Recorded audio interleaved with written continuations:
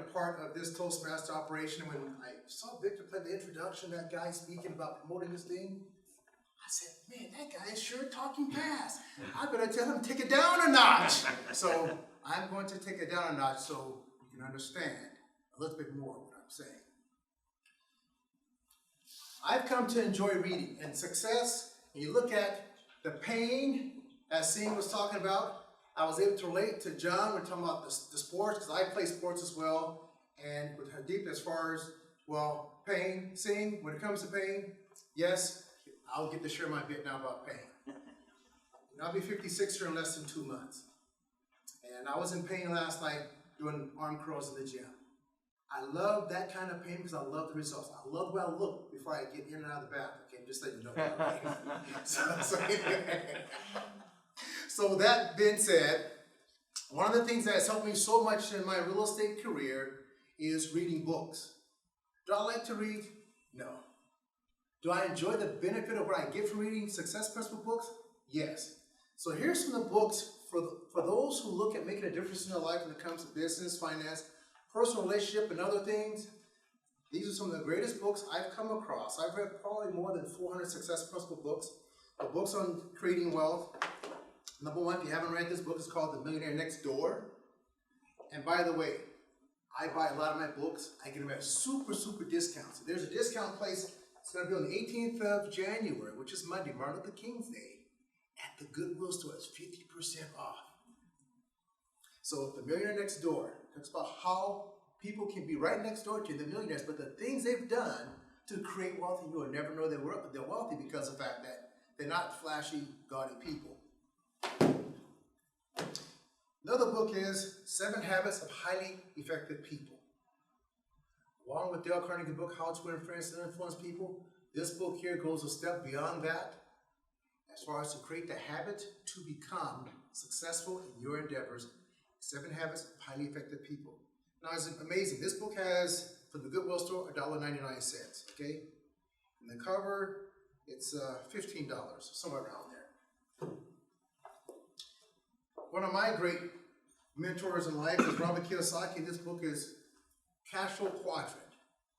If you've never read this book, you look at having a business, how to set yourself up in business, how to move from being an E, employee, S, self-employed, to being a business owner to investor, to move from one side of the quadrant to the other. And in doing so, the tax advantages and benefits are astronomical. It's very difficult to get ahead, being an employee or just being self-employed. You learn how to put up business structures together and learn about LLPs, LLCs, sub-S corporations, C corporations. These things make a big difference in your tax structure and able to get ahead. Also in business and personal life, relationships, the 4 agreements. Okay? And this is a book that I suggest people apply daily in their life, because we go through life each and every day and we do things that causes us to have frustrations, and a lot of times people are afraid to ask.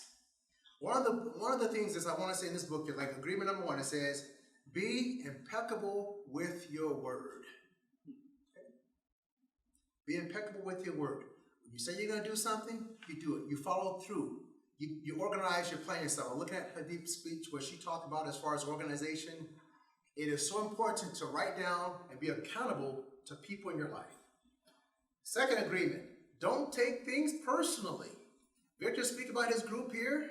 He speak about, what this group is here to do, and people not get critical, and it's to move people forward. Don't take things personally. The third agreement, don't make assumptions. We all do every day. But the thing is, I have people that I interact with in business, and they say, well, Carl, you should know that. You should know that. You don't have to ask me that. I said, I just want to be sure that it is what it is, because how many times have we assumed things and come to find out we were dead wrong? All I do is ask. Okay? And the last of the 4 agreements is always do your best. John's talk about that baseball. I can relate to that softball game because I used to play for this team back in the day. The company's no longer around. It's United Grocery went to becoming Fleming Foods. and we played tournaments. And all the warehouse throughout California get together, meet at some place here in California. We played softball, and 10 guys on the field, and just played all day. I was able to relate to that. I was like, man, I'm there. And in fact, prior to Union, I ended up getting MVP. I started in right field too. Yeah. I wasn't one of the big loudmouth guys, but I was out there and I played hard, and I was a tournament MVP, and we took first place in that particular event. Now I'm gonna get into real estate. Real estate is my forte. I've been doing it for a lot of years. Left my job back in 1987 to pursue real estate.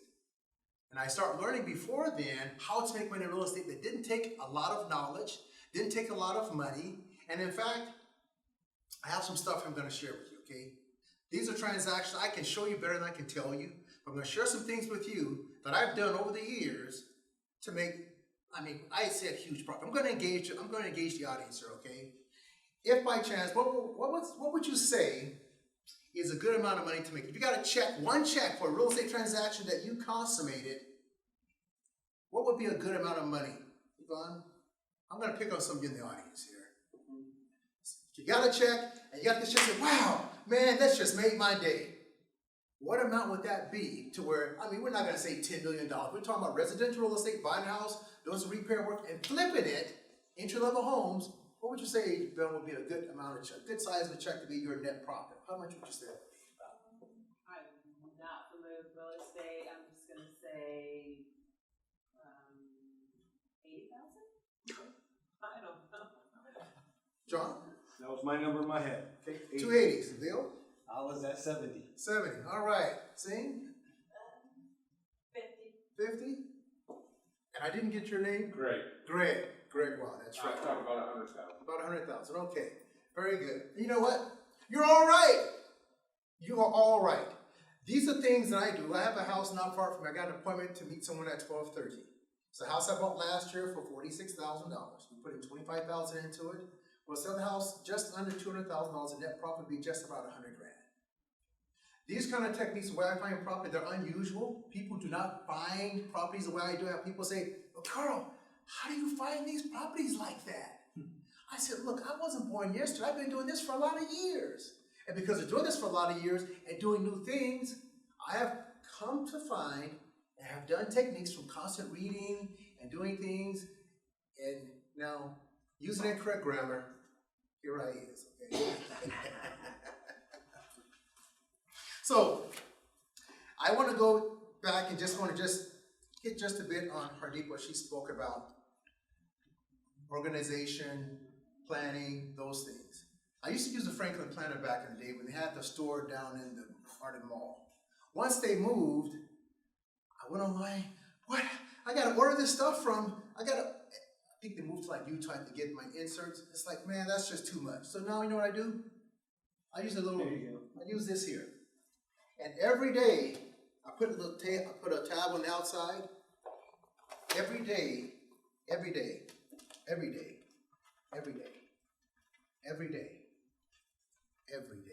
I write down what I need to do. I'm going to the gym tonight, and guess what tonight exercise is? It's triceps, okay? I look at this in the morning when I get up at night, I write down what I need to do, I check it off. That way, I'm committed to my word. The hardest thing I find out with people who lack success in their life is they don't write it down, they're not committed to the word, they're not impeccable with the word, they don't write it down, they don't look at it, and they don't commit to it. It is so easy. The other night, it's like I was listening to the debate on radio Wednesday night, and I had me there, gosh, I gotta go to the gym, gotta work legs, I don't wanna do legs, and it just got comfortable in the bed when it's cold in the room, and your bed is so nice and warm. You know, it's very difficult to get out of bed. I said, you know, Carl, I said, you like the way you look when you get in and out of the shower? I said, you know what, get up. I got to the gym at 12 midnight. Got my groove on, did my legs, came back home, I was finished. Because I had it in my book, I was committed to what I said I was going to do. The hardest thing is being committed to what you say you're going to do. If people said and did what they said they were going to do, their life would be totally different. It comes to success in whatever avenues or thing they're pursuing. Totally different. Okay? But that's the hardest thing. If you're not used to writing things down, write it down, look at it, and be committed to it. That's the hardest part. Write it down. Look at it. Be committed to it.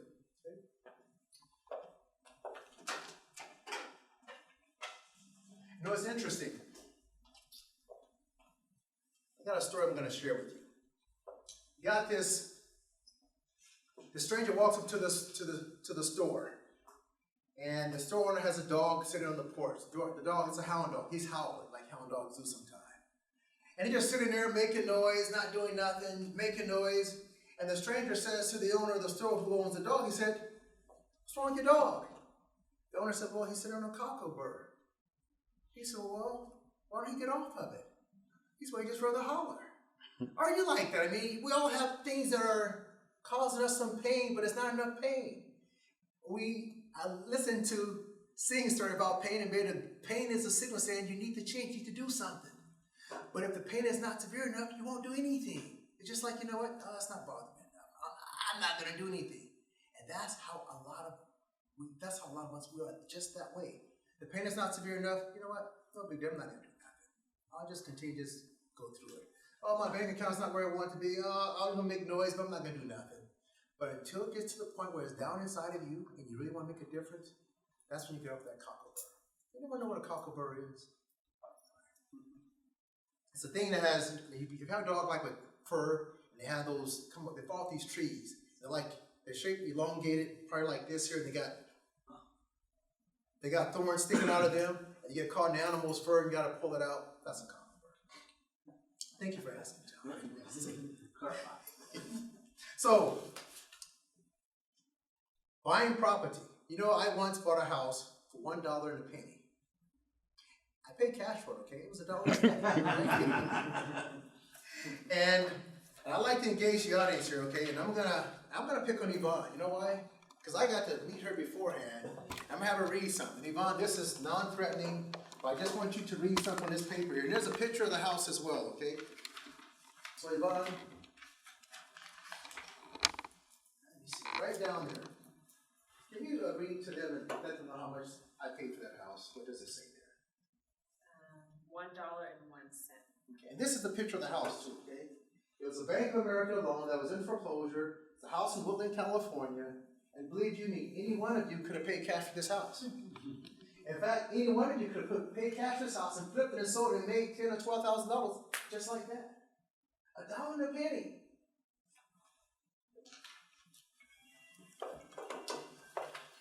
I'm not finished either, you know. I'm going to pick on some other folks here as well. So that was a house in Woodland. Bought the house for $1 and a penny, and I ended up having people come to, I had 10 people come, and I had them all put bids in and say, okay, close bid, write down what you want to pay for this house. And they're always competing to buy the house. I just took the bids, folded it up, and then at that point, I called the successful person back. Here's the sheet that I used. I took all the names and numbers down, and it's so nice when you have people want to compete for a house, and they're all there looking, man, I want this house, I want this house. And they all wrote their names down here. And I went through all the bids, which one got the best offer to me, sold it to them, just like that. That was great. Now, mind you, I don't have a college education. Saying she's a lot smarter than me, okay? I went to school, they kicked me out, said, man, you gotta get out of here. There's no place for you in this place. You gotta go. So I left. Anyone ever heard of a company called the Money Store? They used to be in this pyramid building over in West Sacramento. I guess they used to hold MLM meetings there, the pyramid type building. Just this is a joke, all right?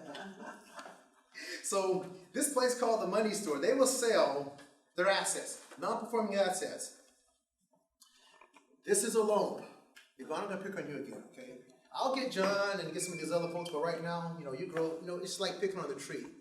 A tree that grows fine fruit, you want to pick on it. If it's rotten fruit, you leave it alone. So she's, you know, it's good fruit. Good fruit, all right. So, on this here, this is a loan, and I'll get to another point. You're safe right now. This loan was for $27,000. The Money Store was a second deed of trust on a house in Roseville, California, okay? They agreed to sell their about $27,000 loan to me for, let me highlight it. It says on here, how much does it say there? $3,500. You think that was a great deal? Man, I was doing cartwheels out the door and they said, yes, I'll buy it for that amount. Then, I bought that loan from the Money Store for $3,500. The lady was behind on her payments. Okay, so I contacted the borrower. I said, okay, I now own your loan. Your loan is delinquent. You need to bring it current. So we're going to do payments. We're going to turn this page. And the first check that she sent me was for how much is that, Yvonne? $3,759.80. Now, $3,500 is what I paid for it. I got all my money back, plus I'm up a couple $100, okay? Now, she started to make her regular monthly payments. So I said to the homeowner, you know what? You need to keep this loan current. And turn to the next page and read the date on that. Can you just, what's the date on that check there? March 12th, 2001. Okay, go ahead and read the date and the amount of the next check. Next check is for $335.66, dated March 23rd, 2001. She's making her regular monthly payments on the next check. $335.66, May 14th, 2001. The next check. $335.66, June 14th, 2001. The next check. $335.66, July 16th, 2001. And the next check. $24,451.20,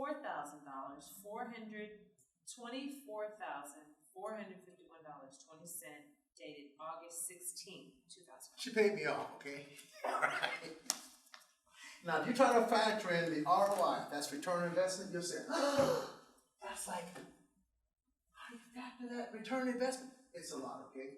The ROI on that there is more than 1,000%, okay? So, most people, I don't share this with you to brag, it's just the fact that these are things that I do, okay? Now remember ROI. ROI. That's return on investment. And I'm very much into ROI. Same thing.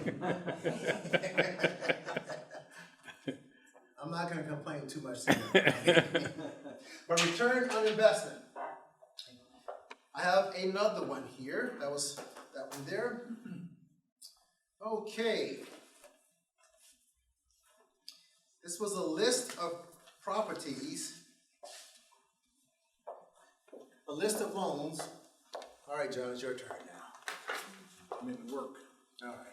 Put those reading, see, man, you just told me you're over 40 years of age. You put those reading glasses on. We're pretty all right? close. Okay, that's a list of properties that I agreed to buy from that particular lender, again, the money store. And this shows the amount that I agreed to pay, and the one here I've handwritten in was the balance on the loan. And John, give the address of that property and the amount. The address, 2020 Sharkon Court, Stockton, California, 95210.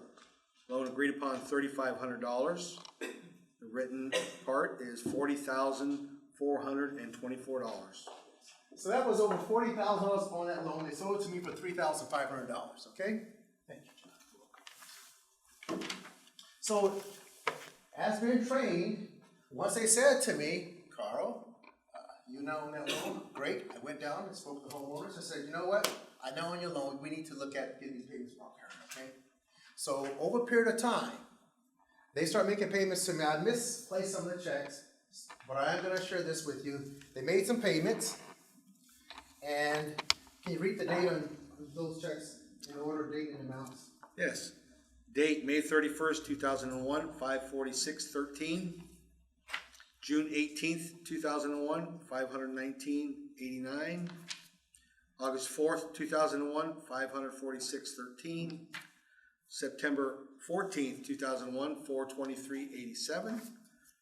October 12th, 2001, 441.76. And March 1st, 2004, $62,092.93. Okay. And there was a bunch of other checks in between that. I dug some of these files out, but $62,000. The actual profit I made on this property here was over $70,000 off of $3,500 investment. I will put what I do against anyone for okay. I don't take anyone's investment money and do those kind of things. This is just for my own, to satisfy my own things that I do in business. So these things you won't find from people who are just buying properties, fixing and selling. These things are not common what I do. And I also heard someone say that, making a profit or, getting a check, because back in the day I think about when I first started doing real estate, and I said to myself, man, if I could get a check for 5 figures, this is back in the 80s, okay, I'll be great. So I'm working a warehouse job, and I get this check for like, I do what's called a concurrent escrow. I get this check for like $13,000. And mind you, in 1987, it's like $13,000 a check's like, oh wow. I've never really received a check that hard. And I'm at the dentist getting some dental work done. I'm thinking all the negative things. Man, I'm getting a car accident going to the title company. I ain't able to deposit that check, but I got the check. And then I expanded my goals a little bit more. You know, so if I can get a check for $13,000, get one for $20,000, $25,000, I can continue to increase. So, and I use various entities, LLCs, business trusts, all those things. And I'm gonna have some people participate in these here. There's one for you, one for you.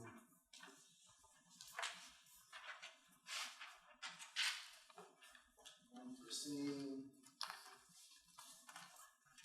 one for you, and. Okay, there's one more I'm looking for here. Here it is. There's another one for you. No, you want to pick it, okay? That's okay. All right, John, what is the amount of that check you have there? The amount of this check is $75,353.31. And what's the property address? Is this gonna give a property address on that property, Norwood or something? Property address 22 Timberwood Court, Okay. Sacramento. That's 95, okay. We sold that house for just over $260,000. That was a net check. See? This is a big one. Date is 6/12/2006 for $93,217.50. And does it have a property address in that check, Sam? Somewhere around there? No. Okay. And that was the net check on that property there. And see, the properties that I do, they normally sell them for around $300,000. And I would have the title company for accounting purposes to give me the net amount separately from the expenses, because it's easier for my bookkeeper to say, here's my net, here's my expenses, okay? Okay, this check amount dated June 30th, 2006 is $84,680.74. It's actually for two properties. The addresses are 3431 and 3481 Norwood Avenue, Sacramento. Okay, the property address is 4712 Wildflower Lane, Rockland, California, in the amount of $119,787.16, dated for February 22nd, 2006. And another is for the property of 7389 Alcito. Circle, that's Sacramento, for the amount of $101,993.41, November 9th, 2004. The last one is for the property of 3517 Astro Drive, Sacramento, the amount of $133,766.15, October 19th, 2005.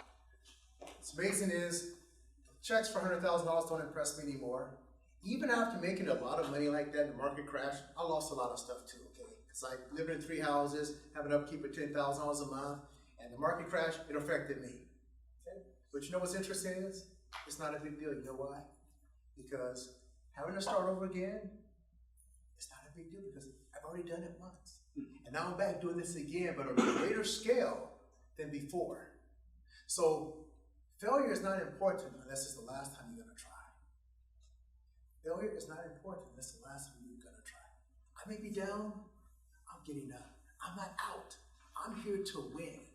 And until my last breath is taken, I'm fighting one more round, okay?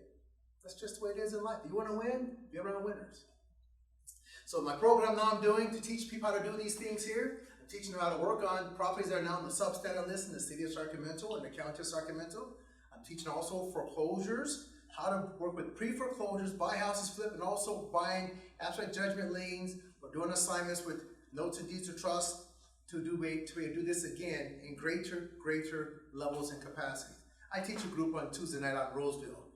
The things that I teach, people will come to me. I know people right now, they spend $25,000, $40,000 to learn stuff that I teach. These other groups don't teach. They charge these people $25,000 to $40,000 to mentor them on how to do and be involved in real estate. They come to my class, in 2 hours, they learn more how to do real estate and buy properties for free than they have done paying $25,000 to $40,000 to someone else. They say, Carl, wow, we just learned so much from you because I'm hands-on. They go to Utah, they learn from these other places, just general real estate knowledge that doesn't apply specifically to our local market here in California. What's interesting about how you set these entities up and how to keep money.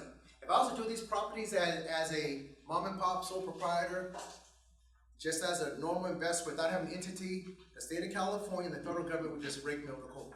Okay? You have to know how to set yourself up in entities to protect your assets, to protect your money. These checks here, they flow through. These pens are quite, we've got these albino pens I'm working with here. But it's interesting the way they work. Which one can you see better? This one or that one? Red, pink. The pink? All right. We'll use Lady Gaga's pen, all right? Pink. So what I do here is this. I use entities. I have what's called a business trust. We'll use this BT. And then another business trust is the LLC. I don't use an LLC that's in California because I don't want to pay California $800 every year. LLCs, traditionally, they don't pay taxes. It's all flow through down to the members. So an LLC is, for the most part, tax-free except in California. You have to pay California $800 every year just to do business in California. And then, because LLCs don't pay taxes, California charges you what is called a revenue tax. Based on how much revenue goes to your business, they charge you a tax on your revenue. Very simple form, real easy to do, but I don't want to give them anything. So what I have now is a foreign entity. My LLC is actually in Wyoming. My business trust is in California. The business trust buys all the properties for the LLC.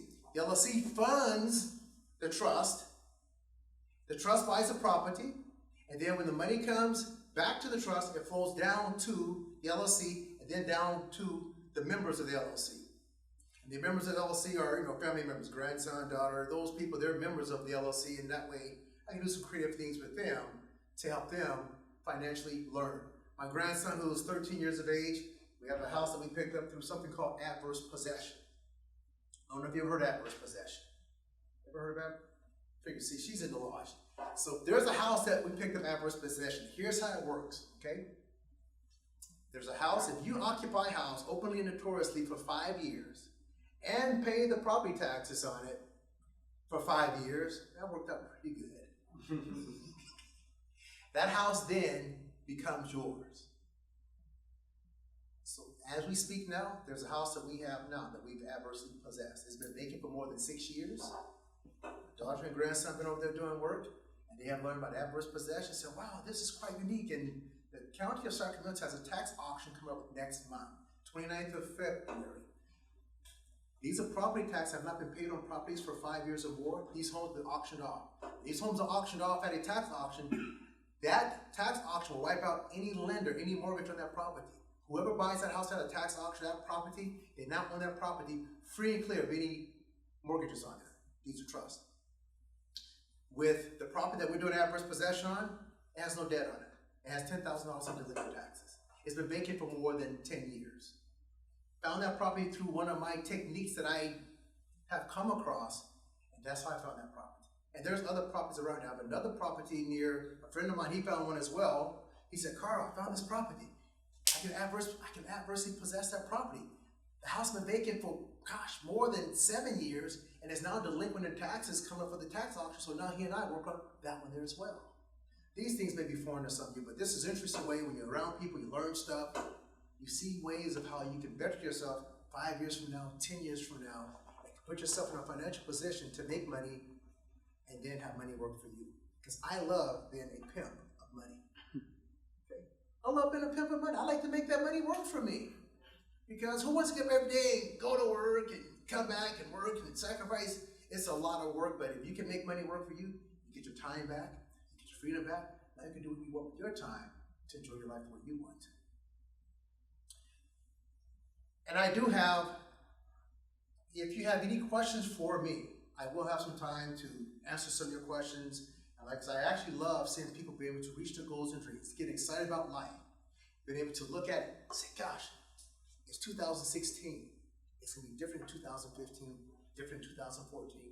I now see the light. And guess what? It's not a car coming head on. It's the end of the tunnel where I can see my way getting out of my situation and bettering myself financially. But in coming to an end, it is so important, number one, to be around people moving forward. Be around people going to uplift you. People who will care about your future, your success, your failures. They are invested in you.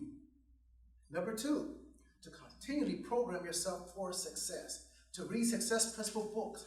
Right now, I love going to YouTube. I was looking at Andrew Carnegie, however you ever pronounce it, J.P. Morgan, George Westinghouse, Thomas Edison. All these people from the American Industrial Revolution, I love reading their success stories and how they got to be where they are and made humongous changes in the world of business and finances. Program yourself for success. I have not watched not one football game this entire year. Not one. I love football. It just doesn't interest me. Why? Because I'm not where I want to be financially. So guess what? Those guys are making millions of dollars. Millions of dollars. I'm going to be a spectator watching them in the game of life make millions? No, I want to be on the field playing the game so I can have the winnings to have my lifestyle and enjoy my life instead of being a spectator and watching other people succeed. Spectators don't win. On the field, playing the game, that's where you win. Okay? And also, reading every day. People say, oh, I just don't have time to read. I don't have time. We all have time. We make time for things that are important to us. If it's important to you, you'll make time for it, okay? We know that for a fact. And I read books in cracks of time. I read 15 to 30 minutes a day is my normal routine. And guess what? I had a guy tell me just the other day at my Successful Thinkers Network in Elk Grove. He said, Carl, I'm not going to borrow any of your books. I said, why? He said, because I don't know where your books have been. I said, you know right where my books have been. I just told you where my books have been. Because here's how it works. Regularly, we're all adults here, except for the little girl back there. Regularly, we have body function. And people take a magazine or a newspaper to the bathroom and read that. What's in there is going to help you get ahead. When you go there and negative's flowing out, you put positive in by reading a book. If you're there 5 minutes, 10 minutes. Yeah. You got positive flowing in. Cracks of time. Cracks of time. Okay? And before I had to write down these things, I said, at nighttime before I go to bed, it's like, let me just open my book up. If I just read one page, guess what? That's one page less I have to read the next day. I got little cracks of time and manage my time to put something in positively to help me out. Wake up in the morning, instead of just tossing and turning doing nothing, I grab my book. These are things that are hard to do. It's get out of that comfort zone. It's that change that John was talking about. These are things that we have to do to move forward to the next level, to make things happen in our lives so we can have a life that we appreciate, that we're excited about each and every day. Because what happens is this. You ask people, well, how are you doing? Oh, I'm doing okay. How's life treating you? Oh, life is treating me okay. It's like, you know what? No. Here's the way it works. Imaginary saddle. Imagine a saddle you put on a horse. An 84 font. Bold font. That saddle have 4 words on it. L-I-F-E. Some people get up in the morning, they put that saddle on their back, and they let life ride them. You know what I do? I don't care what happened to me the day before, what's happening the next day. They may not be pleasant. I get up every day. I get on the saddle of life. I ride it. I have a little story behind this hourglass here. My time is about up. But from the time that we are born, none of us know how much sand is in the top of our hourglass. It's turned upside down. It's turned up, the sand is at the top, and it's sipped down every single day, every single day, every single day. Tomorrow, more sand is going to sip down our life. We have one less day to live. Some people think they're going to live to be 300-400 years of age, and they think when I get 100, I can then start to work on my goals. It doesn't work that way. None of us know how much sand is left in our hourglass, but what I'm going to say to you now is this. Get started today, make a difference, because every day we have less sand in our hourglass. If you achieve our goals, to achieve our dreams, and make a difference in our life. With that, I'm wrapping up. Thank you very much for allowing me to come here. Victor, thank you for sharing. And for those who have copies of those checks there, I will gladly collect them from you. So thank you very much for allowing me to wiggle my tongue and talk.